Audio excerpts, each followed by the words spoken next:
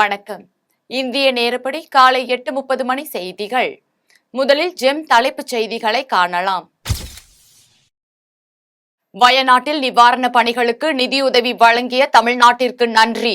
கேரள முதலமைச்சர் பினராயி விஜயன் எக்ஸ் தளப்பதிவு. வயநாடு நிலச்சரிவு. காங்கிரஸ் கட்சி சார்பாக 18 சட்டமன்ற உறுப்பினர்களும் தங்களது 1 மாத ஊதியத்தை வழங்க முடிவு. வயநாடு நிலச்சரிவில் உயிரிழந்தோர் எண்ணிக்கை 357 உயர்வு.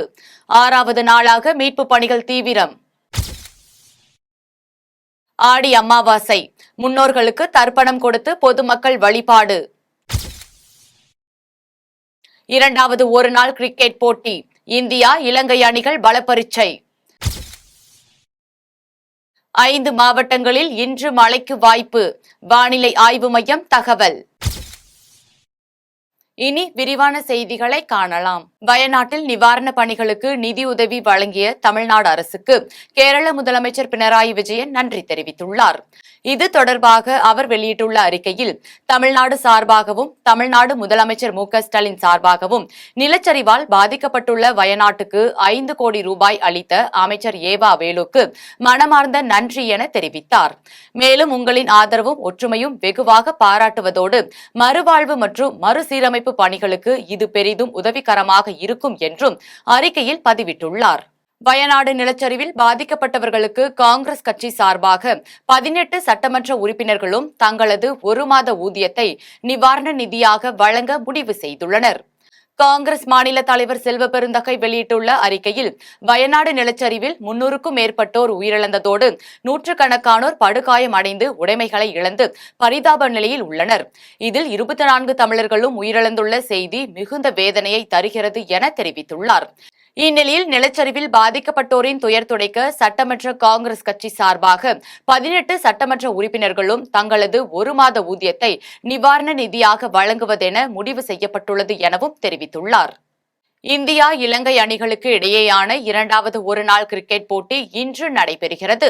இந்தியா இலங்கை அணிகள் மோதும் 2வது ஒருநாள் போட்டி கொழும்புவில் இன்று நடைபெற உள்ளது. 3 ஒருநாள் போட்டிகள் கொண்ட தொடரில் முதல் போட்டி சமனில் முடிந்த நிலையில் இன்று 2வது போட்டி கொழும்பு மைதானத்தில் 2:30 மணிக்கு தொடங்குகிறது. இதற்காக இலங்கை சென்றுள்ள இந்திய அணி சூரியகுமார் தலைமையில் முதலில் விளையாடிய T20 தொடரை 3-0 என கைப்பற்றி ஒயிட் வாஷ் செய்தது. அடுத்து ரோஹித் தலைமையில் 3 போட்டிகள் கொண்ட ஒருநாள் போட்டி தொடரில் மோதி வருகிறது. தமிழகத்தின் 5 மாவட்டங்களில் இன்று இடியுடன் கூடிய மழைக்கு வாய்ப்பு என சென்னை வானிலை ஆய்வு மையம் தெரிவித்துள்ளது. தமிழகத்தில் 5 மாவட்டங்களில் ஓரிரு இடங்களில் இன்று இடியுடன் கூடிய மழைக்கு வாய்ப்பு என சென்னை வானிலை ஆய்வு மையம் தெரிவித்துள்ளது. அதன்படி சென்னை, செங்கல்பட்டு, காஞ்சிபுரம், விழுப்புரம், திருவண்ணாமலை உள்ளிட்ட மாவட்டங்களில் ஓரிரு இடங்களில் இடியுடன் கூடிய மிதமான மழைக்கு வாய்ப்புள்ளது எனவும் சென்னை வானிலை ஆய்வு மையம் தெரிவித்துள்ளது.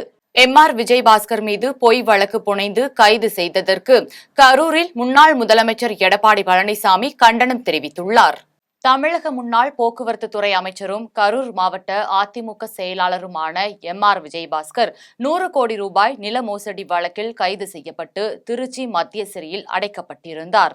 தொடர்ந்து 3வது முறையாக ஜாமீன் கேட்டு முறையிட்டதில் நீதிமன்றம் அவருக்கு நிபந்தனை ஜாமீன் வழங்கியது. இதனைத் தொடர்ந்து தமிழக முன்னாள் முதலமைச்சர் எடப்பாடி பழனிசாமி கரூரில் உள்ள எம்.ஆர். விஜயபாஸ்கரை நேரில் சந்தித்து பேசினார். நிகழ்ச்சியில் அதிமுக ராஜ்யசபா உறுப்பினர் தம்பிதுரை, அதிமுக முன்னாள் அமைச்சர்கள் புதுக்கோட்டை விஜயபாஸ்கர் உள்ளிட்ட மாவட்ட அளவிலான கட்சி நிர்வாகிகள் பலர் கலந்து கொண்டனர். நிகழ்ச்சியை தொடர்ந்து எடப்பாடி பழனிசாமி செய்தியாளர்களை சந்தித்து பேசினார். அப்போது எம்.ஆர். விஜயபாஸ்கர் மீது பொய் வழக்கு புனைந்து கைது செய்ததற்கு கண்டனம் தெரிவித்தார். இது தொடர்பாக மேலும் அவர் தெரிவிக்கையில், வேண்டுமென்றே திட்டமிட்டு திமுக அமைச்சர் இன்றைக்கு சிறையில் இருக்கின்ற காரணத்தினால் அதை மறைப்பதற்கு வேண்டுமென்றே திட்டமிட்டு எங்களுடைய இயக்கத்தைச் சேர்ந்த கரூர் மாவட்ட கழக சகோதரர் தீபாஸ் அவர்களை கைது செய்திருக்கின்றார். இது கண்டனத்துக்குரிய பொய் வழக்கு பதிவு செய்து வேண்டுமென்றே திட்டமிட்டு இன்றைக்கு சகோதரரை கைது செய்து செஞ்சி தொகுதியில் நடைபெற்ற மக்களுடன் முதல்வர் திட்ட முகாமை சிறுபான்மை நலத்துறை அமைச்சர் செஞ்சி மஸ்தான் தொடங்கி வைத்தார். விழுப்புரம் மாவட்டம் செஞ்சி தொகுதிக்கு உட்பட்ட மேல்மலையனூர், செஞ்சி ஆகிய ஒன்றியங்களில் மக்களுடன் முதல்வர் திட்ட முகாம் நடைபெற்றது. முகாமில் சிறுபான்மை நலத்துறை அமைச்சர் செஞ்சி மஸ்தான் கலந்து கொண்டு பொதுமக்கள் வழங்கிய கோரிக்கை மனுக்களை பெற்று மனுக்களின் மீது உடனடியாக தீர்வு காண வேண்டும் என்று அதிகாரிகளுக்கு அறிவுறுத்தினார். தொடர்ந்து முதலமைச்சரின் பொது விபத்து நிவாரண உதவி, இலவச வீட்டு மனை பட்டாக்கள் உள்ளிட்ட பல்வேறு நலத்திட்டங்களையும் வழங்கினார். நிகழ்ச்சியில் மாவட்ட பிற்படுத்தப்பட்டோர் மற்றும் சிறுபான்மையினர் நல அலுவலர் தமிழரசன், ஒன்றிய பெருந்தலைவர்கள் கண்மணி, நெடுஞ்செழியன், விஜயகுமார் உள்ளிட்ட பல்வேறு துறை சார்ந்த அரசு அலுவலர்கள், பொதுமக்கள் பலர் கலந்து கொண்டனர். நீட்டை ஒழிப்பதே இந்தியாவில் சிறந்த மருத்துவ கல்விக்கான அடிப்படையாக அமையும் என்று மதுரையில் நாடாளுமன்ற உறுப்பினர் சு வெங்கடேசன் தெரிவித்துள்ளார். மதுரையில் நாடாளுமன்ற உறுப்பினர் சு வெங்கடேசன் செய்தியாளர்களை சந்தித்து பேசுகையில், பட்ஜெட்டில் மத்திய அரசு தமிழகம் மீது பாராமுகம் காட்டுகிறது என்றும், பட்ஜெட்டில் தமிழகத்திற்கு நிதி ஒதுக்கீடு செய்யாத மத்திய அரசை தமிழக நாடாளுமன்ற உறுப்பினர்கள் எதிர்த்துள்ளோம் என்றும் தெரிவித்தார்.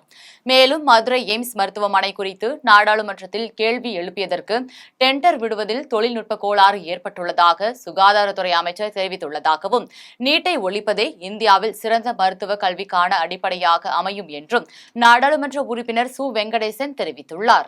மதுரை எய்ம்ஸை பற்றி எத்தனை விதமான கதைகளை நீங்கள் சொல்லுவீர்கள் என்று கேட்டபொழுது சுகாதாரத்துறை அமைச்சர் பதில் சொன்னார், டெண்டர் வைக்கிறதுல ஒரு டெக்னிக்கல் எரர் ஆயிடுச்சு, எனவே நாங்கள் விரைவில் சரி பண்ணி நாங்கள் பணியை ஆரம்பிப்போம் அப்படின்னு சொல்லியிருக்காரு.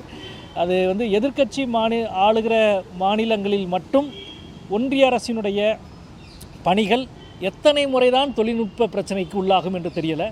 ஏன் ஆளுங்கட்சியினுடைய ஆளுகிற மாநிலங்களுடைய ஒன்றிய அரசினுடைய பணிகளில் இவ்வளோ டெக்னிக்கல் எரர் வர்றதில்லை.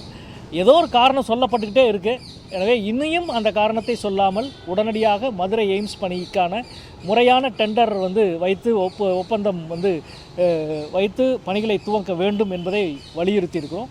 திருப்பத்தூர் ஆயுதப்படை மைதானத்தில் அறிவுத்திறன் நூலகத்தை திறந்து வைக்க வந்த காவல்துறை கண்காணிப்பாளர் ஆல்பர்ட் ஜானிற்கு சிறுமி பூங்கொத்து கொடுத்து வரவேற்றார். திருப்பத்தூர் மாவட்டம் ஜோலார்பேட்டை அடுத்த பாச்சல் கிராமத்தில் திருப்பத்தூர் ஆயுதப்படை மைதானம் அமைந்துள்ளது.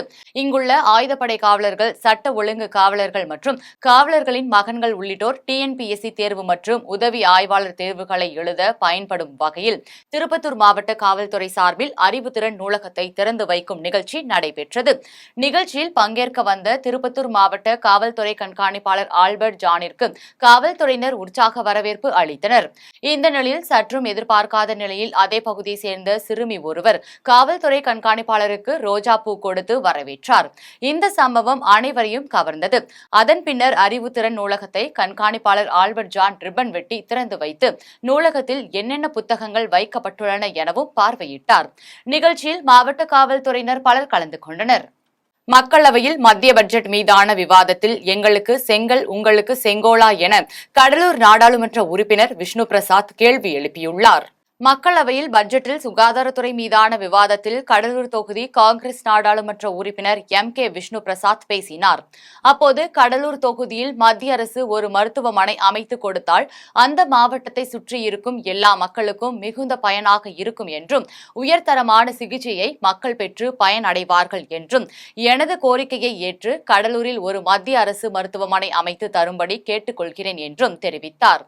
மேலும் வயது முதிர்ந்தவர்களுக்கு மத்திய அரசின் பட்ஜெட் எந்த திட்டமும் இல்லை எனவும், நான் ஒரு மருத்துவர், மனநலம், ஆட்டிசம் போன்ற நோய்களால் பாதிக்கப்பட்ட மக்களுக்கு அரசு என்ன செய்ய போகிறது எனவும், சிறப்பு திட்டம் ஏதாவது உள்ளதா எனவும், ஆட்டிசம் நோய்க்கு சிறுவர்கள் அதிகம் பாதிக்கப்படுகிறார்கள் எனவும், இந்த நோய்களுக்கு இன்சூரன்ஸ் கவர் செய்ய வேண்டும் என்றும் தெரிவித்தார்.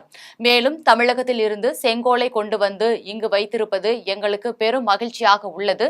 அது தமிழகத்தின் சிறப்புகளை பிரதிபலிக்கிறது எனவும், தமிழகத்தில் மதுரை எய்ம்ஸ் மருத்துவமனைக்கு ஒரு செங்கல் மட்டும் வைத்திருக்கிறீர்களே, இது என்ன நியாயம் எனவும், எங்களுக்கு செங்கல், உங்களுக்கு மட்டும் செங்கோலா என விஷ்ணு பிரசாத் கேள்வி எழுப்பினார்.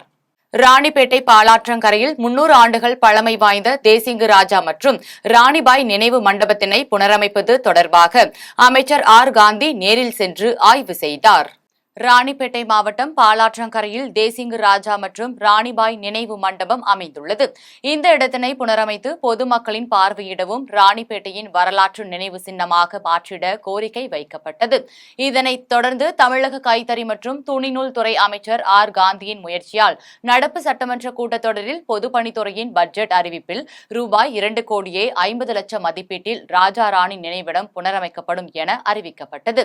இதனையடுத்து அந்த இடத்தினை அமைச்சர் ஆர் காந்தி மற்றும் மாவட்ட ஆட்சியர் சந்திரகலா ஆகியோர் நேரில் சென்று பார்வையிட்டார். இதற்கான பணிகள் விரைவில் சிறப்பு அம்சத்துடன் தொடங்க நடவடிக்கை எடுக்கப்படும் என்றும் ராணிப்பேட்டையின் ஒரு சிறந்த சுற்றுலா தலமாக மாற்றப்படும் என்றும் அமைச்சர் ஆர் காந்தி தெரிவித்தார். வேப்பூர் அருகே நடைபெற்ற அமைச்சரின் குறைதீர்வு கூட்டத்தில் ஊராட்சி மன்ற தலைவர்கள் திமுகவில் இணைந்தனர். கடலூர் மாவட்டம் வேப்பூர் அருகே ஆவட்டி, மாப்பொடையூர் உள்ளிட்ட கிராமங்களில் பொதுமக்களின் குறை தீர்க்கும் வகையில் தொழிலாளர் நலன் மற்றும் திறன் மேம்பாட்டுத்துறை அமைச்சர் கணேசன் தலைமையில் சிறப்பு மக்கள் குறை தீர்க்கும் கூட்டம் நடைபெற்றது. கூட்டங்களில் கிராமத்தை சேர்ந்த பொதுமக்கள், முதியோர்கள் என ஏராளமானோர் கலந்து கொண்டு தங்களின் கோரிக்கைகளை அமைச்சரிடம் முறையிட்டு உடனுக்குடன் தீர்வு பெற்று சென்றனர். இதில் ஆவட்டி மற்றும் மாப்பொடையூர் கிராமங்களை சேர்ந்த ஊராட்சி மன்ற தலைவர்கள் அமைச்சர் கணேசன் முன்னிலையில் திமுகவில் இணைந்தனர். சென்னையில் மின்சாரம் தாக்கியதில் பலத்த காயமடைந்த பள்ளி மாணவன் மருத்துவமனையில் சிகிச்சை பெற்று வருகிறார்.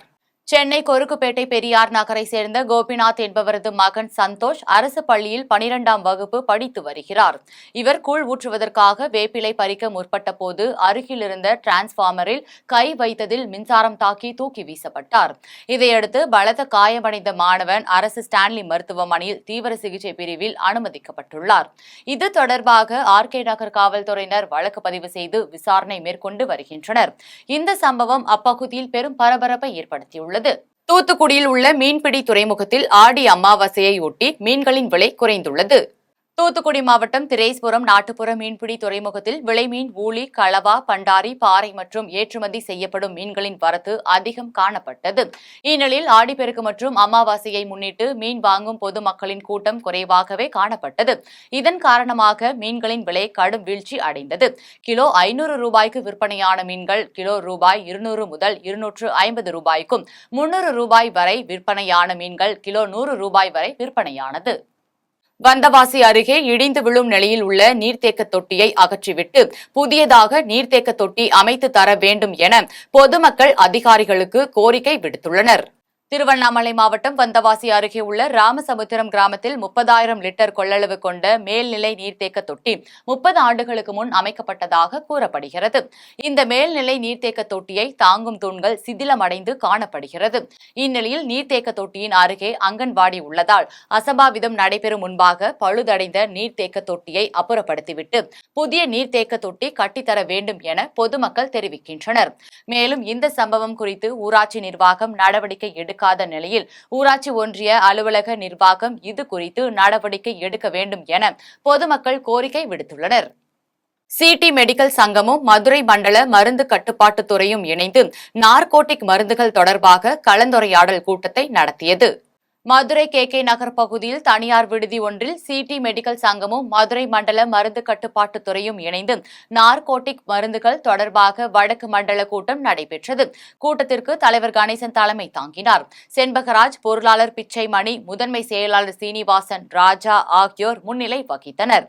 கூட்டத்தில் மருத்துவரின் பரிந்துரை சீட்டுக்கு மட்டுமே நார்கோட்டிக் மருந்துகள் விற்கப்படும், ஆன்லைன் வர்த்தகத்தை முழுமையாக தடை செய்திட வேண்டும், மருந்துகளுக்கு ஜிஎஸ்டியில் வரி விலக்கு அளித்திட வேண்டும், மின்சார கட்டணத்தில் சலுகை அளித்திட வேண்டும், ஒரே மருந்து ஒரே விலை ஏற்படுத்திட வேண்டும் என்பன உள்ளிட்ட பல்வேறு தீர்மானங்கள் நிறைவேற்றப்பட்டது.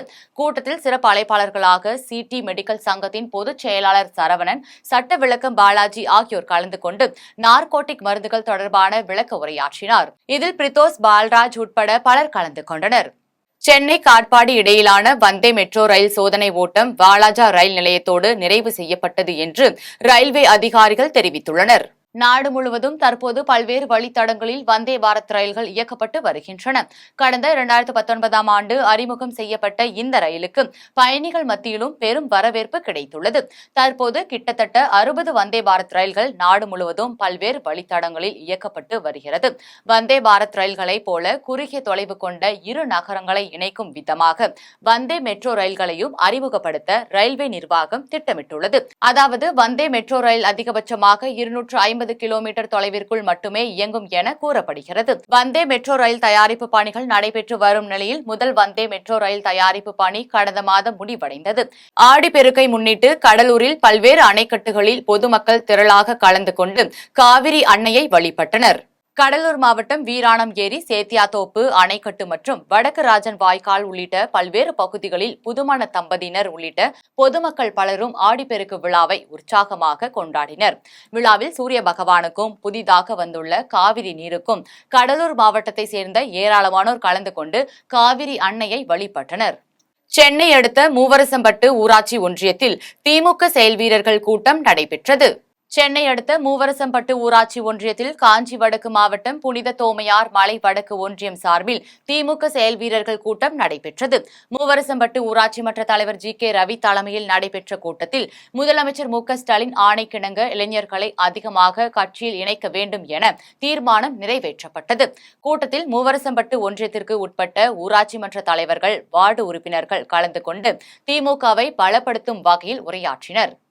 வாலாஜாபாத் மேற்கு ஒன்றியத்தின் சார்பில் புதிதாக அதிமுக உறுப்பினர் அட்டை வழங்கும் நிகழ்ச்சி நடைபெற்றது. காஞ்சிபுரம் மாவட்டம் ஈஞ்சம்பாக்கம், புதுப்பாக்கம் உள்ளிட்ட ஊராட்சிகளில் வாலாஜாபாத் மேற்கு ஒன்றியம் சார்பில் புதிதாக அதிமுக உறுப்பினர் அட்டை வழங்கும் நிகழ்ச்சி நடைபெற்றது. நிகழ்ச்சியில் மாவட்ட கழக செயலாளரும் முன்னாள் அமைச்சருமான சோமசுந்தரம் கலந்து கொண்டு அதிமுக உறுப்பினர் அட்டைகளை வழங்கினார். நிகழ்ச்சியில் அதிமுக மாவட்ட செயலாளர் சோமசுந்தரம் பேசுகையில், ஏழை எளிய மக்களுக்கு தாலிக்கு தங்கம், விலையில்லா மிக்சி, கிரைண்டர், ஆடு மாடு உள்ளிட்ட நலத்திட்டங்களை வழங்கியது அதிமுக ஆட்சி என்றும் இந்த 3 ஆண்டு கால திமுக ஆட்சி அலங்கோலமான ஆட்சி என்றும் தெரிவித்தார். இதில் கழக அமைப்பு செயலாளர் வாலாஜாபாத் கணேசன் உட்பட பலர் கலந்து கொண்டனர். வயநாட்டில் நிலச்சரிவால் பாதிக்கப்பட்ட மக்களுக்கு தமிழக வெற்றிக் கழகம் சார்பில் முதல் கட்டமாக கோவையிலிருந்து 2 லட்சம் மதிப்பிலான வெள்ள நிவாரணப் பொருட்கள் அனுப்பி வைக்கப்பட்டது. கேரள மாநிலம் வயநாட்டில் நிலச்சரிவால் பாதிக்கப்பட்ட மக்களுக்கு தேவையான நிவாரணப் பொருட்களை அனுப்ப வேண்டும் என தமிழக வெற்றிக் கழகத்தின் தலைவர் விஜய் தனது தொண்டர்களுக்கு அறிவுறுத்தியிருந்தார். அதன் அடிப்படையில் கோவை தெற்கு மாவட்ட தலைவர் விக்கி மற்றும் இளைஞர் அணி தலைவர் பாபு ஆகியோர் தலைமையில் 2 லட்சம் மதிப்பீட்டில் ஆடைகள், காலணிகள் உள்ளிட்ட அத்தியாவசிய பொருட்கள் வயநாட்டிற்கு அனுப்பி வைக்கப்பட்டது. இதனைத் தொடர்ந்து கோவையில் இருந்து வெள்ள நிவாரணப் பொருட்கள் அனுப்பி வைத்துள்ளதாகவும் தமிழக வெற்றிக் கழக நிர்வாகிகள் தெரிவித்தனர். தீரன் சின்னமலை நினைவு தினத்தை முன்னிட்டு கரூரில் கொங்கு நாடு வேட்டுவ கவுண்டர் பேரவை உள்ளிட்ட பல்வேறு அமைப்பினர் தீரன் சின்னமலை உருவப்படத்திற்கு மாலை அணிவித்து மலர் தூவி மரியாதை செலுத்தினர். கரூர் பேருந்து நிலைய ரவுண்டானா மற்றும் ஜவஹர் பஜார் பகுதியில் தீரன் சின்னமலை நினைவு தினம் அனுசரிக்கப்பட்டது. இதில் கொங்கு நாடு வேட்டுவ கவுண்டர் பேரவை, கொங்கு நாடு மக்கள் தேசிய கட்சி, தமிழ்நாடு கொங்கு இளைஞர் பேரவை, நாம் தமிழர் கட்சி மற்றும் தீரன் சின்னமலை கவுண்டர் பேரவை உள்ளிட்ட பல்வேறு அமைப்பினர் பங்கேற்று தீரன் சின்னமலை திருவுருவ படத்திற்கு மலர் மாலைகள் அணிவித்தும் மலர்கள் தூவியும் வீரவணக்கம் செலுத்தினர். நிகழ்ச்சியில் ஒவ்வொரு சமுதாயத்தினரும் தனித்தனியாக நிகழ்ச்சிகள் நடத்தி மறைந்த தீரன் சின்னமலைக்கு வீரவணக்கம் செலுத்தினர். கோவை வழக்கறிஞர் கொலை வழக்கில் 12 மணி நேரத்தில் 4 பேர் கைது செய்துள்ளதாக கோவை மாவட்ட காவல்துறை கண்காணிப்பாளர் பத்ரி நாராயணன் தெரிவித்துள்ளார். கோவை செட்டிப்பாளையம் அருகே வழக்கறிஞர் உதயகுமாரை 4 பேர் கொண்ட கும்பல் கொலை செய்துள்ளனர்.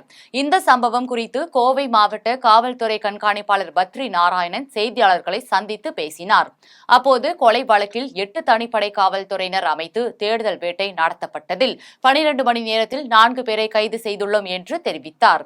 இது தொடர்பாக மேலும் அவர் தெரிவிக்கையில், ஐயனார்ன்றவர் பிப்ரவரிக்கு ஒரு ஃபினான்ஸ் கம்பெனியில் கலெக்ஷன் ஏஜென்ட்டாக ஒர்க் பண்ணியிருக்காரு.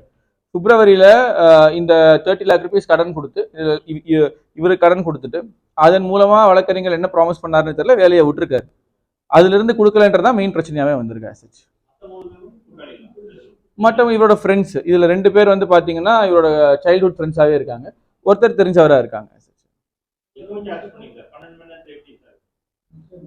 இன்வெஸ்டிகேஷன் டீட்டெயில்ஸ் நான் ஒரு லிமிட்டுக்கு மேலே சொல்ல முடியாதுல்ல. அது மற்ற குற்றவாளிகளுக்கு ரொம்ப யூஸ்ஃபுல்லாக இருக்குது, எப்படி கண்டுபிடிச்சோம், என்ன பண்ணோம் அப்படின்றது. ஸோ எங்களோட துரித நடவடிக்கை இருக்கிற எல்லா டெக்னாலஜியில் இருக்கிற டெக்னிக்ஸும் நாங்கள் யூஸ் பண்ணியிருக்கோம். எங்களுக்குன்னு ஒரு போக்கு இருக்குது. ஒரு அண்டர் இன்வெஸ்டிகேஷனில் எந்தெந்த இடத்துல சிசிடிவி பார்க்கணும், எந்தெந்த இடத்துல நாங்கள் இதை யூஸ் பண்ணணும் அப்படின்றது இருக்குது. எங்களுக்கு டெக்னிக்கல் டூல்ஸும் இருக்குது. அதை பேஸ் பண்ணி தான் அங்கே இருக்கிற லொக்கேஷன்லேயே அவங்க அரெஸ்ட் பண்ண முடியுது. அவங்க யூஸ் பண்ண வெப்பனும் பறிமுதல் பண்ணியிருக்கோம். அவங்க இந்த வழக்கறிஞரோட கார்லேயே தான் தப்பிச்சு போயிருக்காங்க ஸ்பாட்ல இருந்து ஆசிச்சு. அந்த காரையும் அவங்க இருந்த இடத்துல இருந்து பறிமுதல் பண்ணியாச்சு. அவங்க இந்த ஃபர்ஸ்ட் ஒரு 2 பேர் தான் போறாங்க. அதுக்கப்புறம் 2 வீலர்ல இன்னும் 2 பேர் வராங்க. அந்த 2 வீலரும் பறிமுதல் பண்ணியாச்சு. ஸோ இந்த கேஸை பொறுத்த வரைக்கும் அவங்க யூஸ் பண்ண வெப்பன், யூஸ் பண்ண mode of transport and accused எல்லாமே செக்யூர் பண்ணிருக்கோம் கம்ப்ளீட்லி. மத்திய அரசு எந்த பாதிப்பையும் தேசிய பேரிடராக அறிவிக்க தயாராக இல்லை என்றும் அவர்களே தேசிய பேரிடராகத்தான் இருக்கின்றனர் என்றும் தூத்துக்குடியில் நாடாளுமன்ற உறுப்பினர் கனிமொழி தெரிவித்துள்ளார். தூத்துக்குடி நாடாளுமன்ற உறுப்பினர் கனிமொழி செய்தியாளர்களை சந்தித்து பேசினார். அப்போது மத்திய அரசு செவிசாய்க்க வேண்டும் என்றுதான் ஆர்ப்பாட்டம் நடத்தினோம் என்றும் நாடாளுமன்றத்தில் பேசினோம் என்றும் மாற்றம் வரும் என்று எதிர்பார்க்கிறோம் என்றும் மத்திய அரசு எந்த பாதிப்பையும் தேசிய பேரிடராக அறிவிக்க தயாராக இல்லை என்றும் அவர்களே தேசிய பேரிடராகத்தான் இருக்கின்றனர் என்றும் நாடாளுமன்ற உறுப்பினர் கனிமொழி தெரிவித்துள்ளார். இது தொடர்பாக மேலும் அவர் தெரிவிக்கையில், அவங்க எதையும் தேசிய பேரிடரா அறிவிக்கிறதுக்கு தயாரா இல்லை. என்ன காரணம், அவங்களே ஒரு தேசிய பேரிடரா தான் இருக்காங்க. நிதி தர மத்திய அரசு தயாரா இருக்கு. யாருங்க? இல்லைங்க, அவர் ஆர்இசி நிதி தான் தரேன் இருக்காங்க.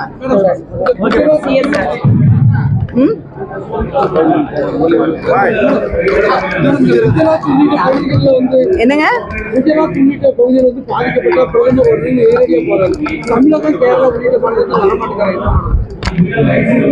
ஓட்டு போடுறவங்களுக்கு மட்டும் ஆட்சி நடத்தினால் அப்படித்தான்.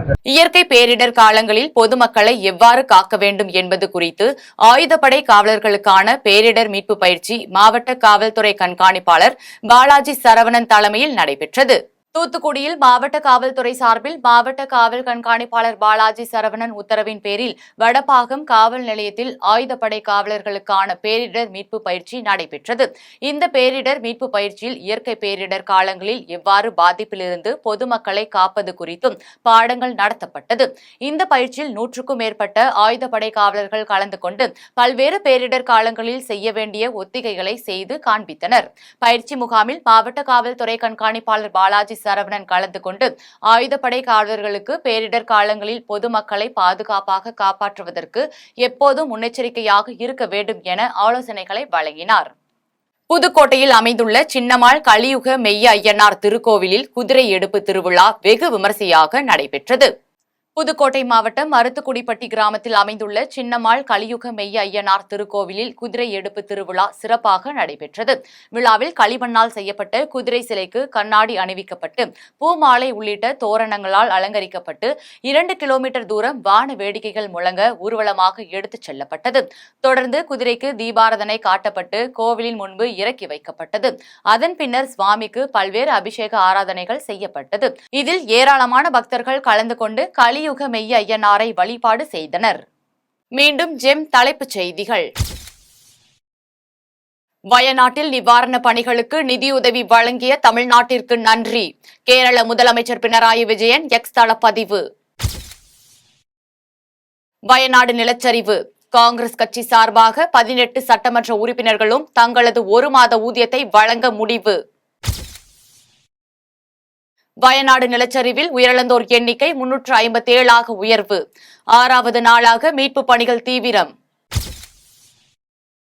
ஆடி அமாவாசை. முன்னோர்களுக்கு தர்ப்பணம் கொடுத்து பொதுமக்கள் வழிபாடு.